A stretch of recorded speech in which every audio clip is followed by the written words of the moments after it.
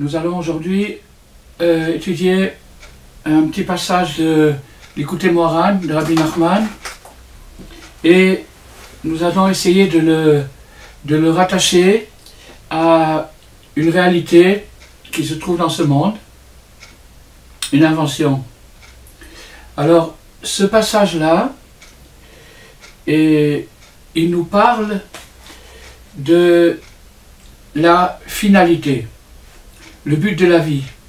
C'est quelque chose de très important parce que la finalité, c'est elle qui inspire les gens à œuvrer, à travailler, à construire, à entreprendre, à se marier, à construire une maison, à ouvrir un commerce. Tout ça, c'est en vue d'une finalité. Alors Rabbi Nachman, il nous dit que chaque chose a un but.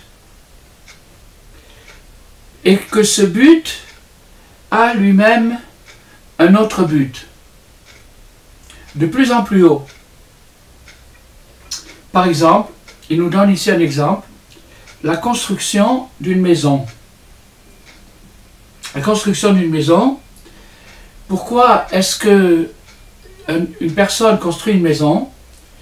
C'est dans le but de s'y installer et de pouvoir prendre du répit, du repos par rapport à ses activités quotidiennes.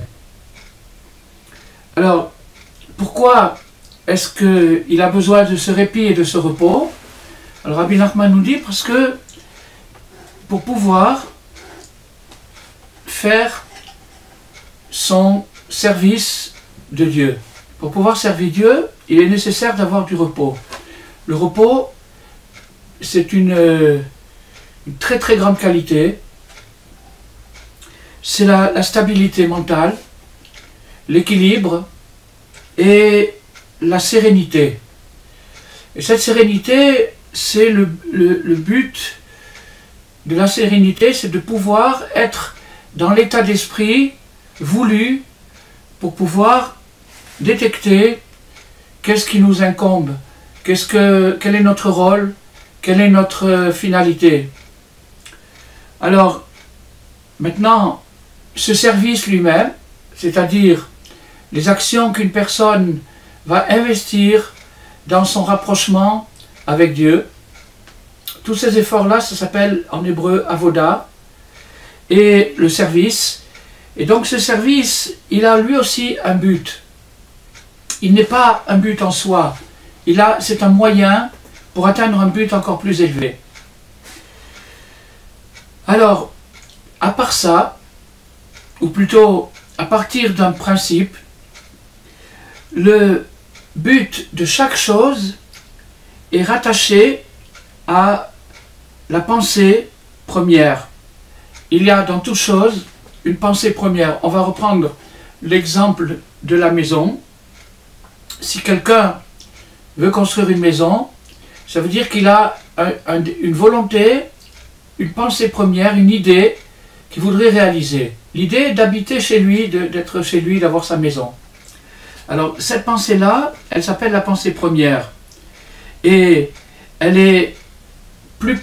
La réalisation, quand la personne aura construit sa maison, quand la maison sera déjà construite et qu'elle sera habitable, et que la personne habitera dans sa maison, ça s'appelle la fin de l'œuvre.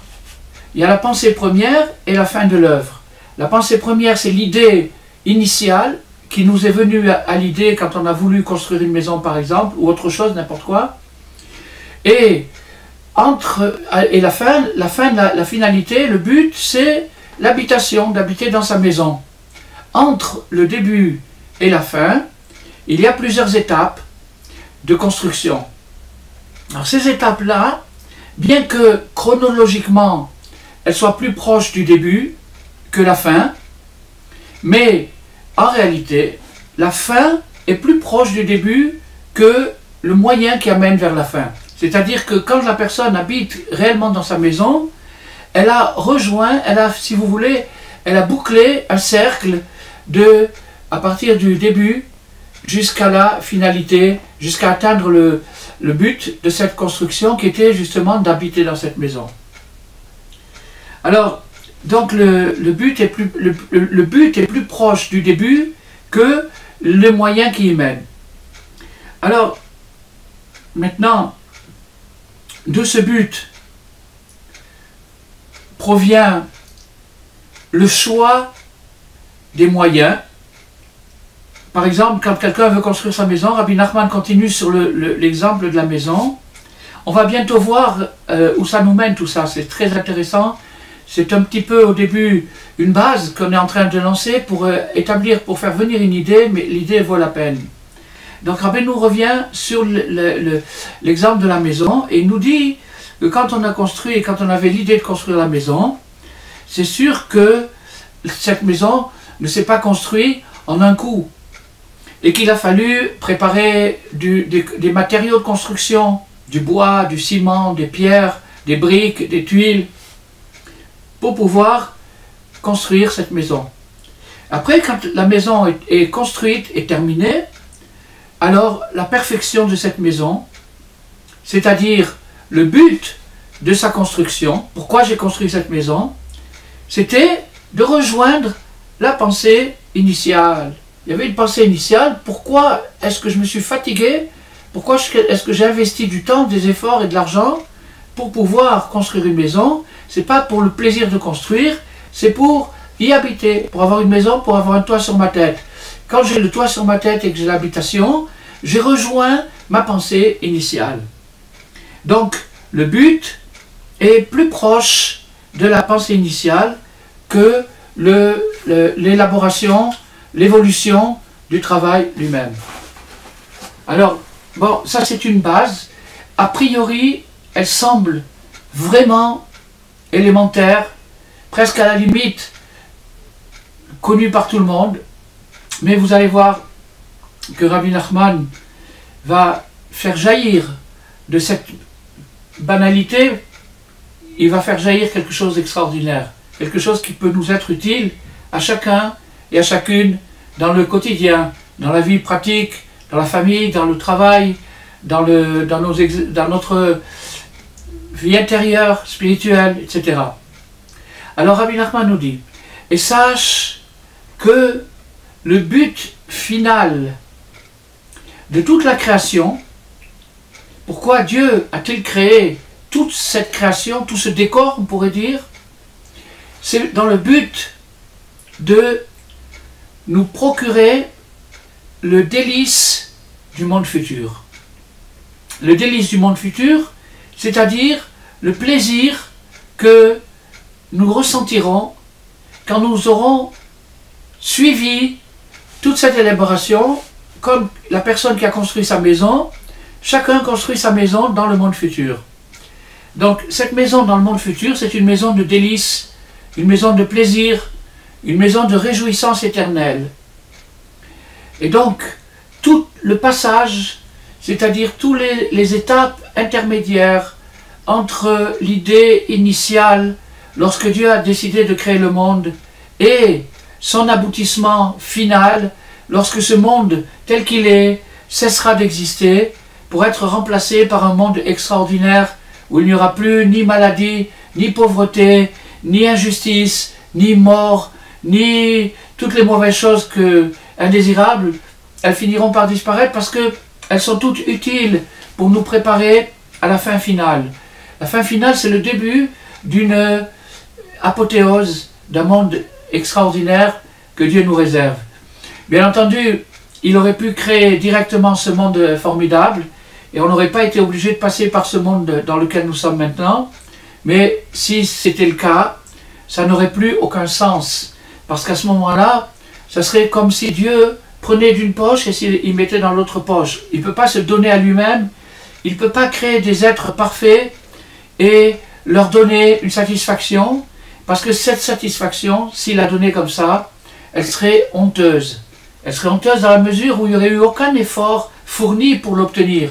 Et s'il n'y a pas eu d'effort, il y a donc de la honte. Comme quelqu'un qui reçoit un don sans pouvoir donner du retour, sans pouvoir montrer sa reconnaissance, il y a une certaine honte là-dedans. Donc Dieu qui veut que la réjouissance finale soit dans l'honneur, parce que l'honneur, c'est une partie de cette réjouissance justement. Alors il est obligé, pour ainsi dire, de créer tout ce décor qui va permettre, par les choix que nous ferons tout au cours de notre parcours pour arriver à construire notre maison dans le monde futur, eh bien, c'est grâce à ça que nous arriverons à ramasser les éléments de lumière qui sont nécessaires pour la félicité, pour le bonheur éternel. Bon, alors vous allez dire, c'est un petit peu lointain. Eh bien, c'est ce que dit Rabbi Nachman. Rabbi Nachman nous dit encore plus que ça. Il nous dit, il est impossible d'imaginer la finalité, le paradis, pour les gens ordinaires. Les gens ordinaires, c'est nous tous. Les gens ordinaires, c'est des gens qui sont conditionnés par la perception sensorielle. On perçoit avec les sens, avec la vue, l'ouïe, l'odorat, le toucher, le goût. C'est ça qui nous permet de percevoir, de capter la réalité du monde. Donc, comme on est équipé de cette captation, et qu'on est limité par cette captation, parce que les sens sont essentiellement limités, même dans leur domaine, on voit par exemple que pour l'oreille, pour l'ouïe, on voit que l'ouïe ne capte pas les ultrasons. On voit que la vue ne capte pas les ultraviolets. On voit que nos sens sont limités même dans des choses qui sont des réalités matérielles. Mais nos sens ne sont pas équipés pour toutes les réalités matérielles. Par exemple, ici, à la minute où nous faisons ce cours, eh bien, il y a au même moment, en temps réel, la radio de Pékin, celle de Moscou, celle de Washington, celle de Paris, celle de tous les pays du monde, qui se trouve dans cette pièce et qui diffuse à plein volume. Mais on ne peut pas le capter parce qu'on n'est pas équipé. Notre oreille ne peut pas capter les ondes.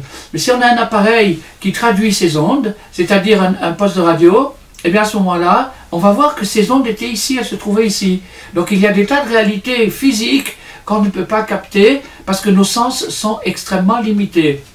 Mais si c'est comme ça, à partir des réalités physiques, à plus forte raison pour les réalités spirituelles, pour des choses qui sont totalement détachées de l'esprit, détachées de la matière et attachées à un autre système, à une autre fréquence totalement. C'est comme dans la radio, vous avez les ondes courtes et les ondes moyennes et les ondes longues. Et bien c'est pareil, spirituellement, il y a des fréquences qui ne peuvent pas être captées par notre perception sensorielle. Parce que, à propos de ce but, c'est-à-dire du but ultime, il est dit Aïn Lorata, un œil ne l'a pas vu. C'est-à-dire l'œil humain n'a pas pu capter cette chose-là. Pourquoi? Parce que si on captait cette chose-là, si on captait la réjouissance du monde futur, si chaque fois que je fais quelque chose de bien, comme par exemple à leur présent tout de suite, en temps réel, on est en train d'étudier quelque chose de très profond et de très beau, mais si je voyais le développement spirituel de ce qu'on est en train de dire maintenant, je serais dans l'extase, je serais dans un état d'extase, je serais tellement émerveillé par la beauté, par la profondeur de ce qu'on est en train de dire. Mais notre lourdeur, notre limite sensorielle ne nous permet pas de capter ça. Parce que Aïn Lorata, l'œil n'a pas vu. C'est-à-dire le sens visuel ne peut pas capter certaines réalités spirituelles. À plus forte raison, la réalité spirituelle par excellence, c'est-à-dire la récompense finale. Alors si c'est comme ça, on se trouve dans l'obscurité. C'est-à-dire que si c'est comme ça, c'est-à-dire si on ne peut pas capter le prolongement, l'aboutissement de nos efforts, et bien finalement, on va se poser la question deux fois, est-ce que ça vaut la peine de faire ces efforts si finalement on ne peut pas en profiter, si finalement on ne peut pas les attraper, même pas les voir. Alors c'est ça le grand problème. Et si vous voulez, c'est ce qui s'appelle en un mot la motivation. La motivation, c'est comme quand une personne est équipée d'un moteur et elle veut avancer.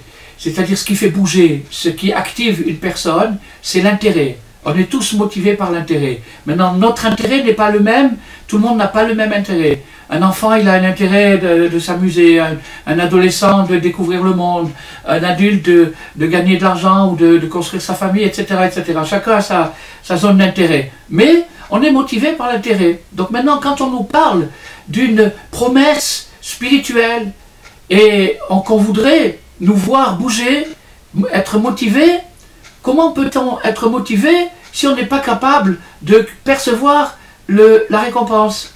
C'est comme si vous disiez à un employé, écoute, tu vas travailler, tu vas faire 12 heures par jour, sans faire aucune interruption, sans récréation, sans pause, et puis pour ce qui est du salaire, on verra. Ben, je ne pense pas qu'il va rester plus de 5 minutes. Et si vous lui dites, tu vas gagner tant et tant, il y aura des congés payés, tu pourras faire le pont, tu pourras faire des grèves, etc., etc., alors là, il y a des chances d'éveiller sa motivation. Sinon, eh ben, il n'y a pas de raison qu'il s'y mette.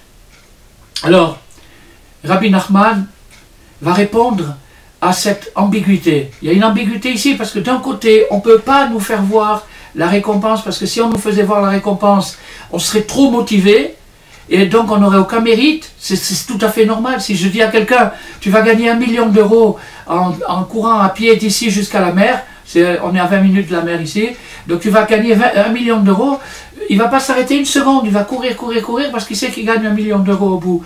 C'est ça la motivation, l'intérêt. Alors si maintenant on montrait aux gens qu'est-ce qu'ils ont à gagner à faire le bien, ils ne feraient que ça toute la journée, c'est tout à fait normal, chacun vit son intérêt. Même quelqu'un qui fait le mal, c'est son intérêt, il croit que c'est bien. Donc, le problème, c'est qu'on ne peut pas nous montrer notre intérêt, on ne peut pas nous montrer, on peut pas nous motiver. Mais d'un autre côté, si on n'est pas motivé, on ne peut pas bouger. Donc il y a ici une espèce de problème. Alors Rabbi Nachman va le résoudre. Mais les véritables justes, eux, peuvent percevoir avec leur pensée le but du monde futur. C'est-à-dire, ici on a sauté un cran, il y a le but de ce monde-là qui est le monde futur, et il y a le but du monde futur qui est encore plus haut, il y a toujours plus haut, puisque Dieu est infini, donc la récompense est infinie, elle ne s'arrêtera jamais, ça sera toujours du bien de mieux en mieux. Donc le but du monde futur est perçu par les justes authentiques. Le juste authentique, c'est la personne qui a réussi à se défaire de son imagination. Elle a réussi à dominer son imagination, elle a réussi à raffiner, à trier son imagination, à ne pas se laisser piéger. Et donc du moment qu'elle est sortie de son piège, elle a une captation spirituelle. Quand elle est détachée de la captation matérielle, elle atteint une captation spirituelle. La captation spirituelle, ça veut dire qu'il est capable d'atteindre par sa pensée un état d'esprit qui lui fait sentir exactement qu'est-ce qui se passera dans le futur. Bon, alors, j'ai dit que Rabbi Nachman avait résolu le problème, mais en fait, il l'a résolu pour un pourcentage microscopique de la population, c'est-à-dire les justes. Il y en a au maximum 36 en terre d'Israël et 36 en dehors de la terre d'Israël, ça fait 72 au maximum dans une génération, et à part ça, il y a des milliards d'individus sur terre, donc le pourcentage est microscopique par rapport à l'humanité, par rapport à la réalité. Donc, si maintenant j'ai réparé le tzaddik, le juste, c'est-à-dire que si il a fait l'effort de sublimer son imagination, alors à ce moment-là, il pourra avoir une captation, et quand il aura cette captation, il aura une hyper motivation. Et c'est ça ce qui fait que les justes sont capables de se sacrifier corps et âme pour pouvoir faire même un petit détail de la tradition, parce qu'ils savent qu'est-ce que ça représente. Ils le voient, ils ont nettoyé leur sens, ils ont nettoyé leur vue, et donc ils sont capables de capter quelle est la prolongation, jusqu'où ça mène, quelle est la finalité de cet acte que je suis en train de faire maintenant. Par exemple, maintenant qu'on étudie la Torah, si je pouvais voir où ça mène, je serais époustouflé. Mais je ne le vois pas, pourquoi? Parce que j'ai des tas d'autres choses dans ma tête, dans ma mémoire, dans mon subconscient, et donc je suis encombré. Et cet encombrement, il fait que je n'arrive pas à capter. Mais celui qui s'est débarrassé de cet encombrement, lui, il arrive à capter. Donc pour lui, le problème est résolu. Mais nous, alors Rabbi Nachman, il va nous dire quelque chose d'extraordinaire. Il nous dit, chaque individu, selon la racine qu'il a dans l'âme collective, c'est-à-dire on peut l'appeler aussi l'âme collective. L'âme collective, c'est-à-dire l'ensemble des âmes tout ensemble.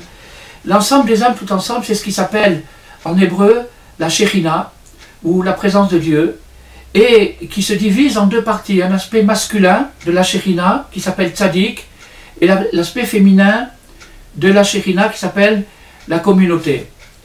Donc l'ensemble, la communauté et le Tzadik, c'est le couple suprême, le couple spirituel suprême, duquel c'est nos parents finalement, les parents spirituels, duquel vont jaillir toutes les âmes.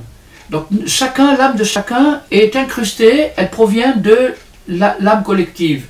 La Neshama, l'âme du Tzadik, l'âme collective. Alors maintenant, chacun suivant son branchement dans l'âme collective, c'est-à-dire comme vous voulez, vous arrivez à imaginer un trolleybus qui a des perches, ou un TGV qui a des perches et les fils électriques au-dessus de sa tête. Eh bien, spirituellement, c'est la même chose. On a nous aussi une espèce de perche qui nous relie à une source d'énergie infinie. Donc, suivant mon branchement personnel, chacun a un branchement différent. Et ce branchement différent lui demande un comportement différent. On ne peut pas fabriquer des robots. On ne peut pas être conditionnés tous pareils. Il y a une individualité. Bien qu'il y ait une collectivité, la collectivité c'est l'ensemble. On a dit que ça s'appelait la communauté et le juste, le tzaddik. Mais dans cette communauté et dans ce juste, il y a des millions d'individus. Et ces individus sont spécifiques, particuliers, uniques dans leur fonction, dans leur branchement et dans les résultats qui sont attendus d'eux. Alors, suivant son branchement, il reçoit, lui aussi, un reflet de la finalité. C'est-à-dire, le tzaddik capte parfaitement la finalité. D'ailleurs, si vous voulez en être convaincu, vous n'avez qu'à ouvrir la Bible. Regardez les prophètes. Les prophètes ne sont que des capteurs de réalité. Ils captent des réalités. Alors, ce qu'on appelle le futur, c'est en vérité une façon de parler, parce qu'au-delà d'un certain niveau, le temps n'existe plus. Le passé, le futur et le présent ne font qu'un, une espèce de présent éternel, intemporel. Donc, à partir de ce moment-là, le prophète, c'est pas quelqu'un, c'est pas un devin, c'est pas un cartomancien, c'est pas quelqu'un qui essaye de deviner l'avenir pour pouvoir acheter des actions, pour pouvoir placer de l'argent ou un truc comme ça. Et c'est pas le futur qu'il voit. Il s'élève au-dessus du temps, il monte dans l'intemporel, et à partir de l'intemporel, il capte toutes les choses qui se sont passées, qui existent et qui vont se passer. Il devient au-dessus du temps. Donc le prophète, c'est quelqu'un qui voit le but, il voit la fin des choses. Maintenant, quand il écrit sa prophétie, il l'écrit dans notre langue à nous, et chacun, selon son branchement, a cette âme collective qui est la Bible. La Bible, c'est l'âme d'Israël, et c'est l'âme du monde. Et donc, cette Bible-là, c'est l'ensemble des révélations, de ce que les prophètes ont vu, ont capté par anticipation, non pas dans le futur, mais dans la réalité. Pour eux, c'était le présent. Donc, et ils nous l'ont transmis. Maintenant, regardez une chose. Si vous prenez la Bible telle qu'elle est imprimée dans ce qui s'appelle Mikraot Gedolot, c'est-à-dire les grands versets, vous allez vous rendre compte qu'il y a plusieurs commentateurs.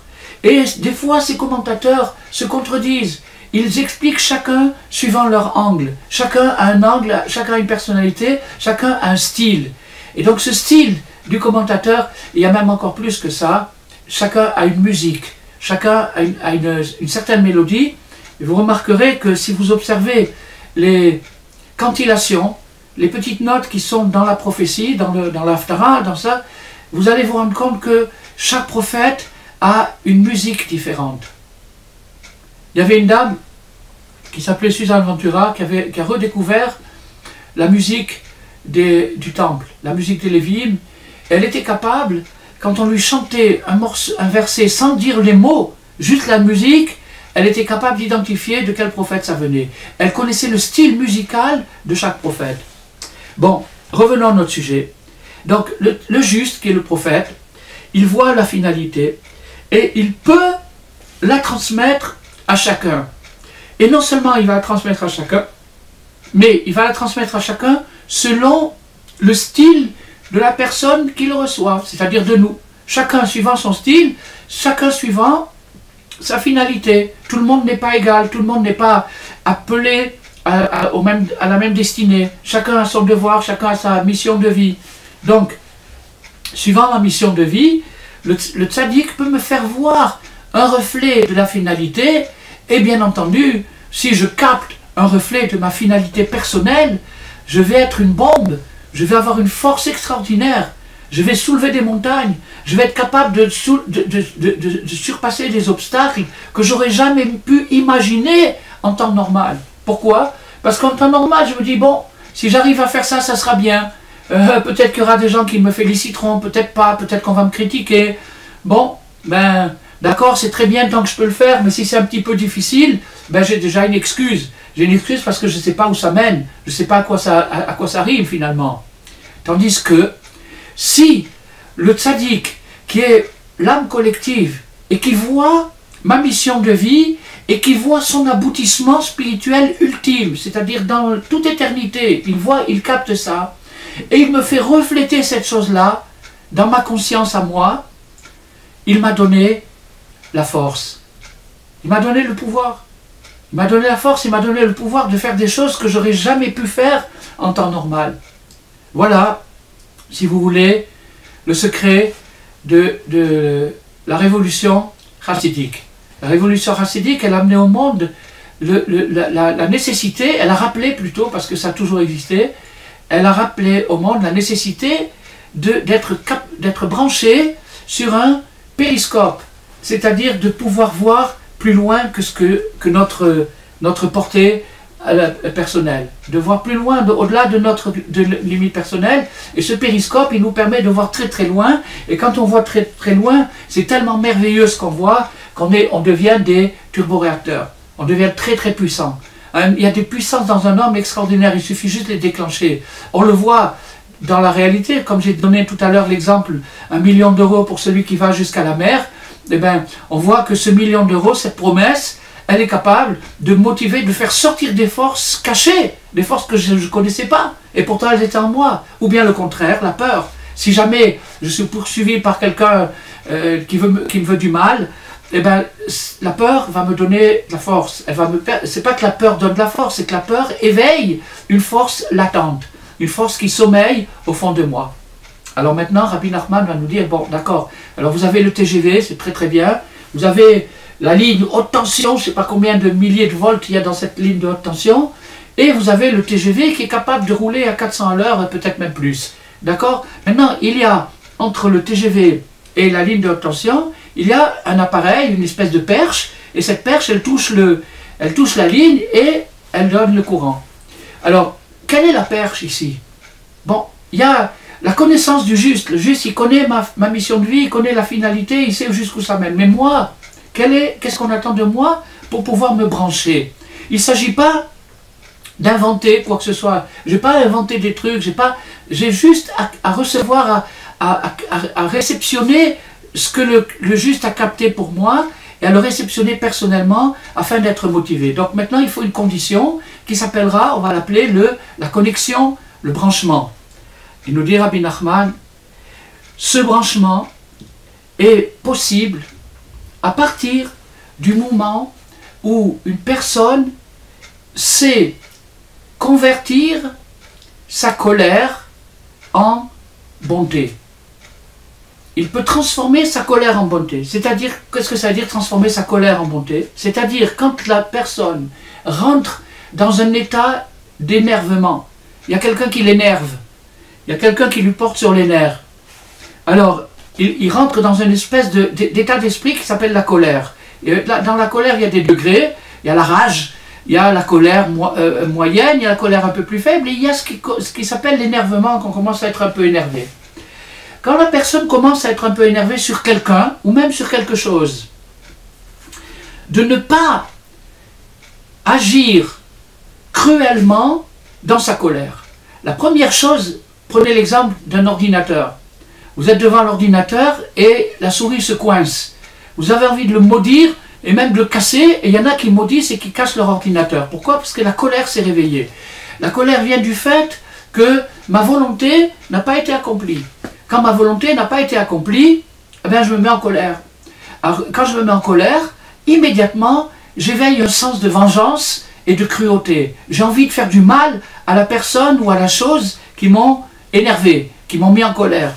Alors Rabbi Nachman nous dit que quand la personne va rentrer dans un état d'énervement, dans une tension, un état d'énervement, où elle va être proche de s'énerver et de faire quelque chose de coléreux, de méchant, à ce moment-là, au contraire, adoucis ta colère en miséricorde.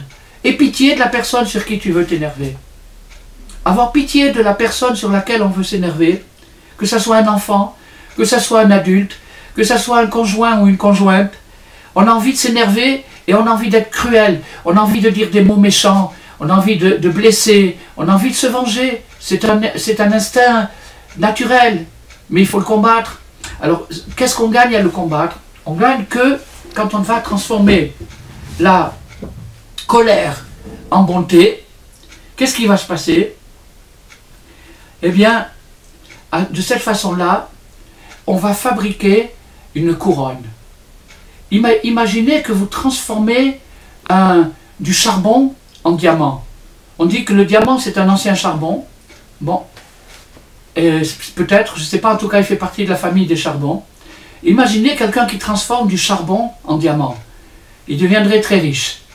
Eh bien, quand quelqu'un a pris sa colère et qu'il a transformé, il a converti sa colère en bonté, en douceur, en pitié sur la personne sur laquelle il veut s'énerver, il a fabriqué une couronne pour les justes.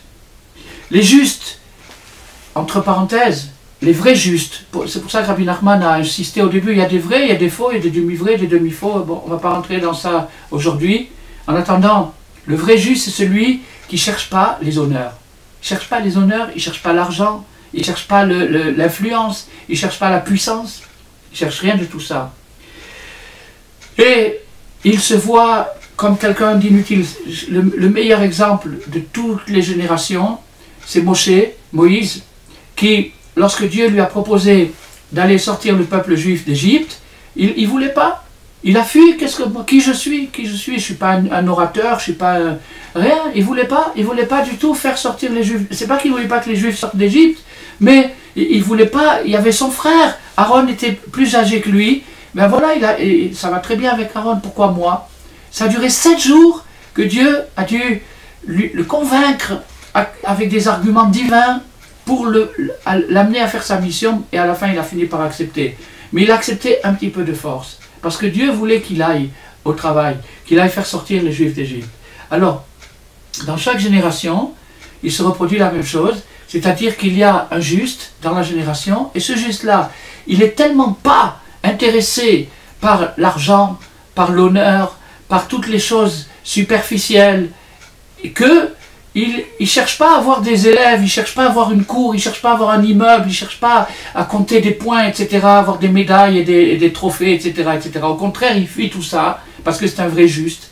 Et donc, à la limite, il n'est pas intéressé du tout de rentrer dans un jeu politique ou un jeu communautaire, quel qu'il soit.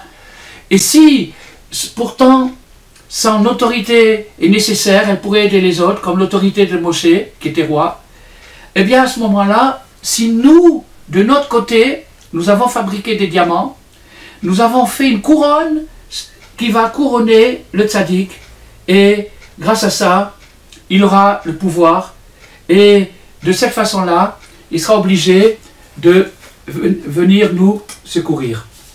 Voilà. Donc, si vous voulez, en résumé rapide, avant qu'on passe maintenant à une illustration, en résumé rapide de tout ça, eh bien, il y a un but, il y a une finalité. Ce but et cette finalité, c'est ça qui nous donne la motivation, l'envie d'avancer, l'envie de créer, l'envie de construire. Et donc, mais le but spirituel de nos actions spirituelles dans ce monde n'est pas accessible par notre intelligence, ni par nos sens. Tandis que le juste, le tzaddik, celui qui a fui les honneurs, qui a fui l'argent, etc., lui, il va pouvoir capter cette chose-là, et du moment qu'il la capte, il peut la retransmettre à nous. Il peut nous la transmettre, il peut la traduire dans notre langage à nous. Mais ceci a une condition, c'est qu'il y a une connexion. Cette connexion, elle se fait par notre effort personnel, dans la mesure où on est capable de convertir notre colère en douceur, en gentillesse, en pitié. Alors, avant de passer à l'image que vous voyez ici, l'image de la locomotive, eh bien, je vais dire que la colère est une forme d'idolâtrie. La colère est une forme d'idolâtrie, c'est-à-dire que, j'ai dit tout à l'heure que qui c'est qui se met en colère? C'est celui pour qui sa volonté n'est pas accomplie. Quand on ne fait pas ce qu'il veut, il se met en colère. Alors, cette mentalité de dire « ça doit être comme je veux », c'est ça l'idolâtrie. Parce que la personne se fait une idole, elle se fait un petit Dieu. Elle fait comme si elle était Dieu. C'est moi qui ai décidé, c'est moi qui ai dit, ça va être comme je dis, etc. etc. Ça, c'est de la pure idolâtrie. Et donc l'idolâtrie construit une colère, et cette colère empêche le juste d'intervenir et de nous faire le reflet, la connexion avec le monde futur. Bon, je pense que jusqu'ici ça a été clair, j'espère en tout cas. Et donc maintenant, on va trouver une illustration, la locomotive. Locomotive, il y a aussi le mot motive, la motivation. Alors, donc la motivation de la locomotive, il faut savoir une chose, c'est que les inventions, les grandes inventions, à l'époque de Rabbi Nachman, c'est-à-dire fin du XVIIIe siècle, début du XIXe siècle, Rabbi Nachman est niftar en 1810, donc à cette époque-là a commencé la révolution industrielle. La révolution industrielle, c'est-à-dire l'accroissement de la population, a fait que les moyens de production qui existaient avant n'étaient plus suffisants pour pouvoir satisfaire le besoin de la clientèle, et donc les hommes se sont ingéniés à trouver des moyens de production plus efficaces avec des moyens. Bon, maintenant, le problème dans la production, encore une fois, c'est l'énergie. Comme nous, il nous faut de l'énergie, de la motivation, et bien, la matière aussi, elle a besoin d'énergie pour pouvoir bouger. Elle ne bouge pas sans énergie. Donc, la recherche de l'énergie a été le souci des savants à l'époque de la révolution industrielle, qui était à l'époque de Rabbi Nachman. Donc, quand il y a eu cette révolution industrielle, Rabbi Nachman nous dit que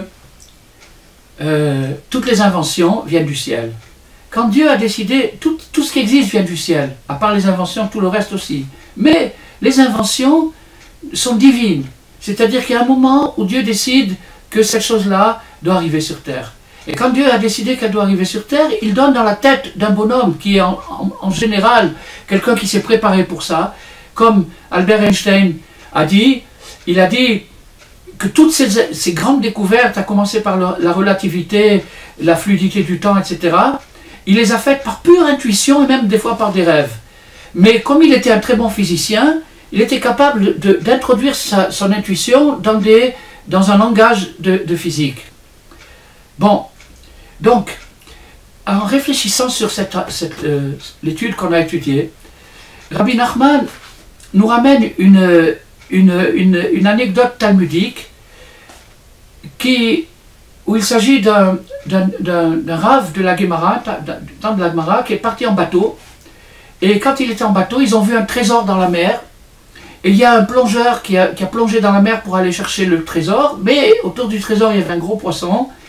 Le poisson a essayé de mordre la jambe du plongeur, mais le plongeur, il avait pris une outre de vinaigre, il a versé son outre de vinaigre, le poisson est parti, et quand il a voulu prendre le trésor, à ce moment-là, il y a une voix du ciel qui est venue et qui a dit « Ah, attention, attention, qu'est-ce que vous voulez prendre maintenant? Le trésor de madame, l'épouse de Rabbi Hanina ben Dossa. Et dans ce trésor, elle met de l'azur, des fils d'azur pour les justes dans le monde futur. » Bon, vous comprenez très bien qu'il s'agit d'une allégorie et qu'il s'agit de quelque chose de très profond. On n'aura pas le temps aujourd'hui d'apprendre tout ça, mais simplement je vais vous dire une chose, c'est que le trésor, ici en hébreu, se dit kartalita, excusez-moi, c'est pas en hébreu, c'est en araméen. Kartalita, ça veut dire une espèce de trésor, une boîte, un trésor, un coffre plus exactement. Dans le mot kartalita, nous avons deux parties, karat et lita. Le mot lita fait 441 qui veut dire émettre. Et le mot karat peut se permuter et donner le mot qatar. Le mot qatar en hébreu, cette fois-ci, maintenant on passe de l'araméen en hébreu, c'est permis quand on fait du drash, c'est-à-dire quand on fait de l'extrapolation, on a le droit de combiner des numéros, même si c'est pas très précis, c'est pas grave, pourvu que ça soit dans la direction, parce que ça permet de faire jaillir des idées nouvelles. Alors ici on a le mot qatar, dans Kartalita, on a le mot qatar, et le mot qatar veut dire en hébreu la locomotive. La locomotive s'appelle le qatar. La machine à vapeur s'appelle manoa kitor, en hébreu moderne, et qatar, c'est le mot qui veut dire la locomotive. Et bien tenez-vous bien, quel est le rapport entre la locomotive et le Kartalita, c'est-à-dire le trésor de Rabbi Nachman, de la Gemara? C'est en 1804 que Rabbi Nachman a dit cet enseignement. Et c'est en 1804 que Richard Trebirt, excusez-moi si je ne prononce pas bien le nom, c'est en anglais, il a découvert la première locomotive qui était capable de faire un parcours de 15 km. Rappelez-vous qu'il n'y avait pas de rails à cette époque-là, c'était sur des plaques de fer. Donc c'était très rudimentaire, mais le premier transport en locomotive qui a été fait sur Terre a été fait en Angleterre en 1804, l'année même où Rabbi Nachman a donné. C'est pas du tout par hasard, pour une raison très simple, le hasard n'existe pas. Donc c'est pas par hasard, c'est parce que le Rabbi Nathan nous explique que toutes les inventions qui se font sur Terre correspondent aux découvertes spirituelles du tzaddik. Parce que le tzaddik, il capte le futur et il est capable de faire passer un reflet jusque dans des inventions les plus profanes. Donc maintenant, nous voyons que la locomotive, qui est quelque chose de vraiment profane, quelque chose de laïque, de matériel, et bien cette locomotive, celle que j'ai dessinée, ressemble à peu près à celle de Richard, et elle marche sur un principe de combustion en brûlant du charbon. Et c'est comme ça que, en brûlant du charbon, les inventeurs ont réussi à transformer l'énergie thermique en énergie mécanique. Donc l'énergie thermique, elle est très sympathique, mais elle ne sert pas à grand chose. Elle sert à chauffer, à faire de la... Bon, d'accord, ça sert à chauffer une maison, un radiateur, un truc comme ça, ou à faire cuire des pommes de terre. Mais pour arriver à un développement de puissance, maintenant on est à l'aube de la société industrielle, on a besoin d'énergie très forte. On a besoin de faire avancer des bateaux, on a besoin des presses, on a besoin des pompes pour pomper dans les mines, etc., et on a besoin des locomotives. Alors, tout ça provient de notre Kartalita, et maintenant, je vais le démontrer. Voilà, on a ouvert le ventre de la locomotive, et maintenant vous voyez un autre dessin qui représente l'intérieur de la locomotive. Alors là, les deux bonhommes, je ne les ai pas redessinés, ils sont ici. Il y en a un qui s'appelle le chauffeur, c'est lui qui met le charbon dans le brasier de la locomotive, et l'autre c'est le conducteur, c'est celui qui conduit, qui regarde, qui fait les signaux, la sonnette, etc. Donc maintenant, regardez qu'est-ce qui se passe. Il se passe que quand on fait chauffer du charbon, on produit un feu. Le feu, c'est la colère. Dans les valeurs kabbalistiques, il y a 4 éléments, et l'élément du feu, c'est l'élément de la colère. Donc quand on produit de la colère à partir de la terre, le charbon c'est de la terre, c'est une terre qui brûle, mais c'est de la terre, c'est considéré comme du domaine, du minéral. Donc quand on prend ce minéral et qu'on le fait brûler, on obtient un feu très fort, et s'il y a ici une cloison d'acier métallique ou de la fonte, je ne sais pas quel métal est employé pour ça, le feu fait chauffer cette cloison-là, et ici, il y a de l'eau. Donc cette eau-là, automatiquement, elle va être portée à ébullition. Elle va bouillir. Et quand l'eau va bouillir, elle va se transformer en vapeur.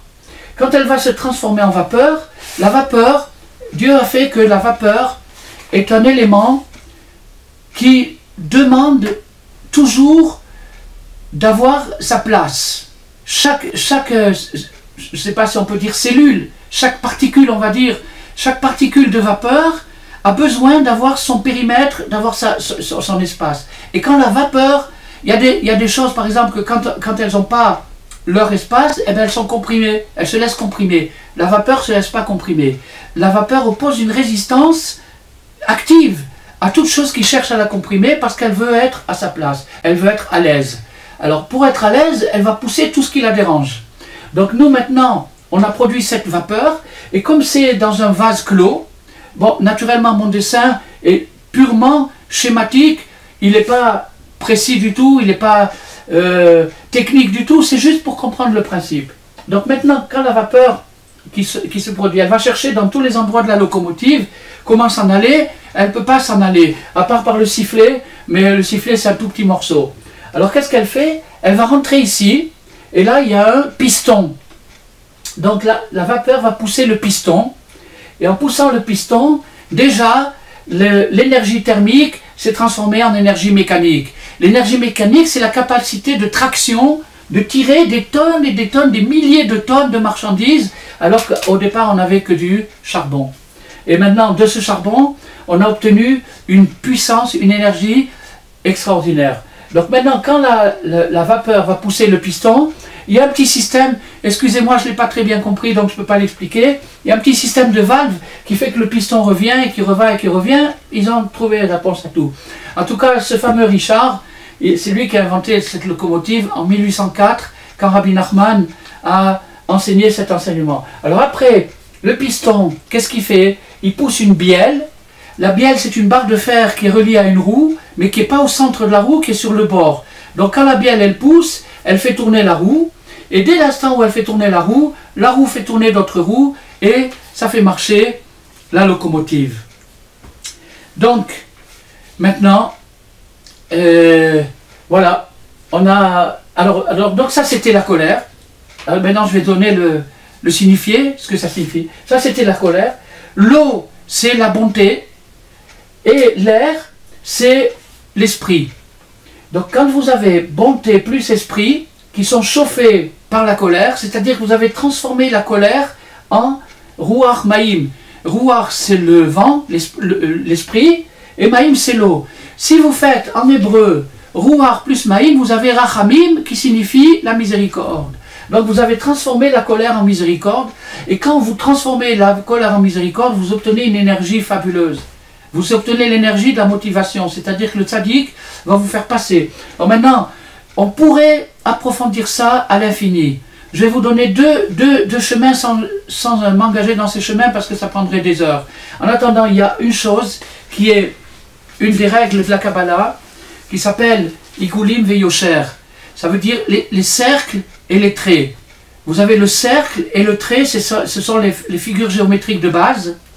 Le point et le trait, le cercle c'est un développement du point, et le trait. Donc, les cercles et le trait qui sont la dynamique du cosmos. Le cosmos est activé par cette dynamique entre le cercle et le trait. Donc maintenant, on voit que le trait, c'est-à-dire le piston, qui est un mouvement de traction linéaire, va se transformer en cercle. Il y a là-dedans des choses kabbalistiques fabuleuses.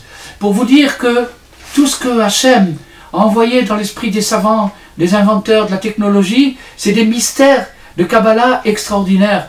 Et que nous, on doit chercher là-dedans, qu'est-ce qui peut nous aider à nous motiver. En faisant ça, si vous voulez, en étudiant ça, on voit un petit peu la prolongation, on sent un petit peu la prolongation de toutes ces choses-là. Elles sont tellement, tellement merveilleuses. Alors, donc, on a vu ça. Il y a encore une autre prolongation, mais on n'aura pas le temps aujourd'hui, peut-être une autre fois. C'est si la locomotive est un instrument tellement bien, comment ça se fait qu'on peut s'en servir pour le mal? N'oublions pas que ce sont les locomotives qui ont amené 6 millions de juifs dans les camps de la mort. Donc la locomotive a trouvé aussi un très très mauvais usage. Toutes choses sont ambivalentes. Dieu a créé une symétrie dans le monde, toute chose qui est extraordinaire peut être horrible. On ne va pas s'étendre là-dessus, je vais juste dire un petit peu pour celui ou celle qui veulent réfléchir, c'est qu'il y a en psychologie ce qui s'appelle le refoulement. Alors, le refoulement, ça veut dire quand j'ai de la colère, le refoulement, je vais expliquer ce que c'est le mécanisme freudien du refoulement. C'est que chaque personne essaye de produire une image sociale, d'avoir une apparence sociale acceptée par la société. Maintenant, quand une personne veut absolument avoir cette image sociale, Alors elle se sent obligée de comprimer, de refouler toutes les choses qui peuvent déranger cette énergie. Si par exemple il a envie de se gratter le nez, il est en société, il ne peut pas se gratter le nez. Il est obligé de refouler son envie de se gratter le nez. Donc ça s'appelle le mécanisme du refoulement.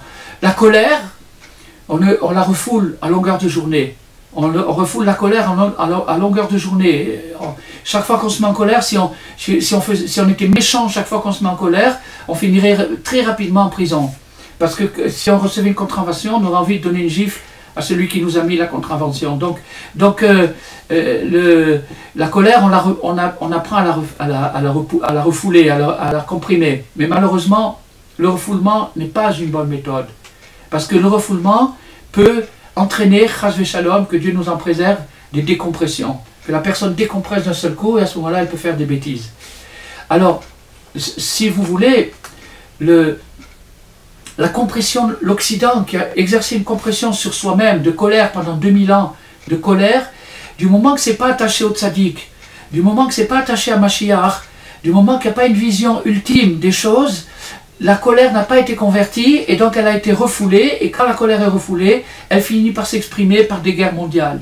Voilà ce qui s'est produit à la Deuxième Guerre mondiale, à la Première et à toutes les guerres qui ont existé jusqu'aujourd'hui. Donc je ne vais pas m'étendre là-dessus, mais chacun peut comprendre s'il poursuit un petit peu l'exemple. Pour terminer, je vais raconter une histoire, je vais raconter une histoire de Rabbi Nachman.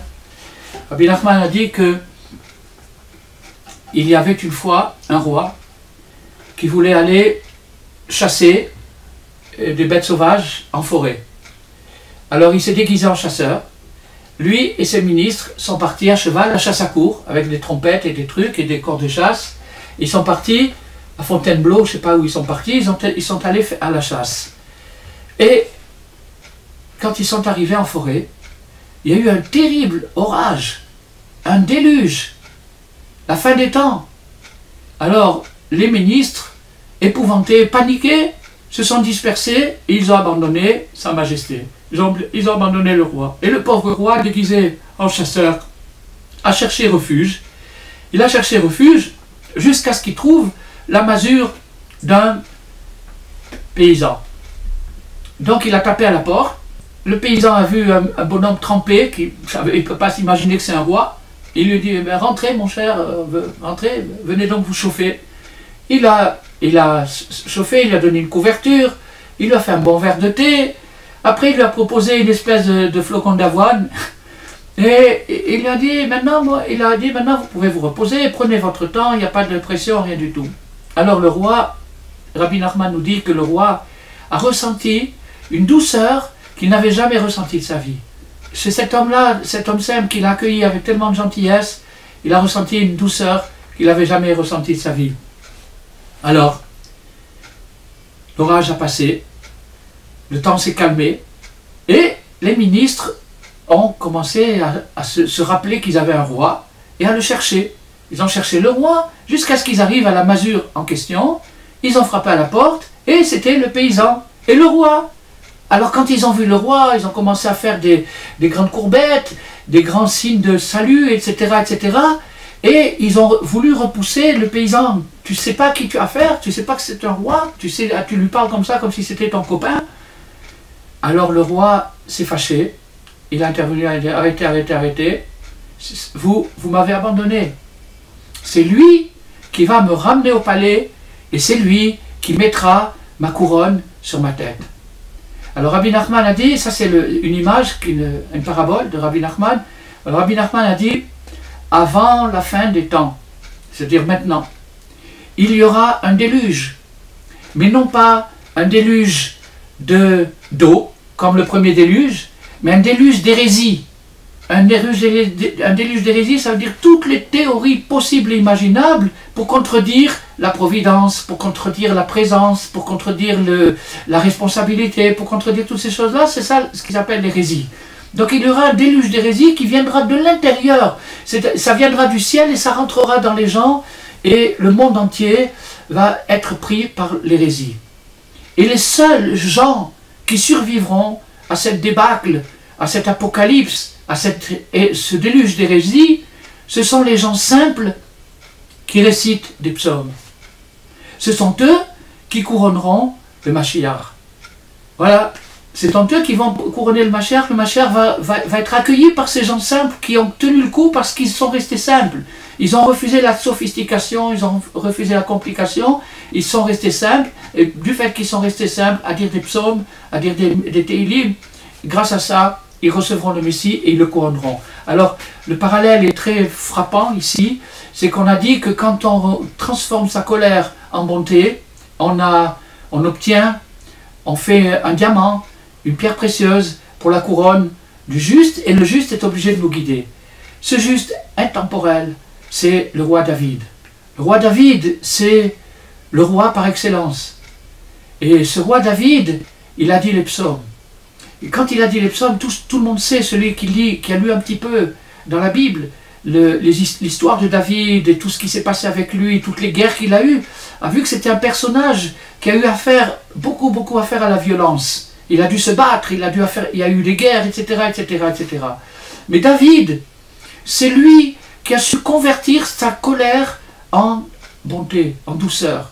Et quelle est la douceur qui est produite par la colère du roi David? C'est les psaumes. Ne'im Zemirot Israël. La douceur de la mélodie d'Israël. La douceur de la mélodie d'Israël, c'est les psaumes. Et donc chaque personne qui va prendre un livre des psaumes, dans la plus grande simplicité, qui comprennent ce qu'il dit ou qui ne comprennent pas, qui le disent en hébreu ou qui le disent en français ou en chinois, ça n'a aucune importance. Le principal, c'est qu'il s'attache à l'âme de David, l'âme de Nefesh David, l'âme du roi. Et à ce moment-là, à partir du moment où il s'attache à cette âme, il va recevoir un reflet du monde futur. C'est ça ce qui se passe quand on dit des psaumes. On reçoit un reflet du monde futur. Comment ça se passe? C'est pas la peine de savoir. J'ai pas besoin de savoir comment une radio marche pour écouter la radio. Je peux écouter la radio sans savoir comment elle marche. C'est la même chose ici. Le télim, c'est la radio du ciel. C'est ça qui va émettre et qui va diffuser à chacun et à chacune sa mission de vie, sa destinée personnelle, qu'est-ce qu'il doit faire sur terre et là où il doit investir son énergie en toute priorité. Alors quand on reçoit ça, on reçoit d'abord une grande sérénité, le repos dont on a parlé au début. On reçoit aussi une vision claire et on reçoit finalement une consolation. Je le souhaite à chacun et à chacune, tout en souhaitant que le mérite de nos études puisse protéger le monde de ce qui se passe aujourd'hui. C'est abominable, la violence qui est déchaînée sur terre. Yératson, que Dieu fasse que toutes les choses dures, les dynimes soient adoucies, que la colère se transforme en douceur et qu'on accueille très bientôt Mashiach. Amen.